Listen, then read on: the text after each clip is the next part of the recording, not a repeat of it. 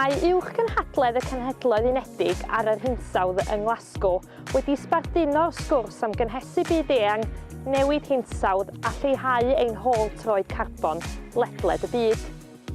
Gyda ein cefnogaeth ni, mae modd i chi wneud eich cyfraniad tuag at darged Llywodraeth Cymru o gyflawni allyriadau sero net erbyn 2050. Mae y ffordd rydym yn rheoli ein da byw, priddoedd, glaswelltir, grychoedd a choetir yn allweddol. Gall ffermio mewn dull cynaliadwy gan wneud y defnydd gorau o adnoddau'r fferm, yn ogystal â'r dechnoleg ddiweddaraf sydd ar gael i ni, wella effeithlonrwydd y fferm, yn ogystal â chael effaith gadarnhaol ar yr amgylchedd. Nid yw lleihau allyriadau, cynyddu atafiliad carbon ac ehangu bioamrywiaeth o reidrwydd yn costio mwy o arian na chymryd mwy o amser.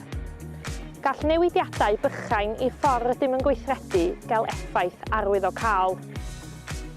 Mae nifer o ffermwyr Cymru yn gwneud defnydd effeithiol o wasanaethau gyswllt ffermio i gynnal a chynyddu effeithlonrwydd eu busnesau yn barod.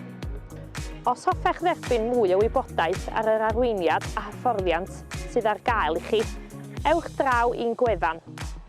Gallwch hefyd gysylltu a'ch swyddog datblygu cyswllt ffermio lleol wnaeth eich cyfeirio at y pecyn o wasanaethau all eich cynorthwyo i leihau effaith amgylcheddol eich busnes.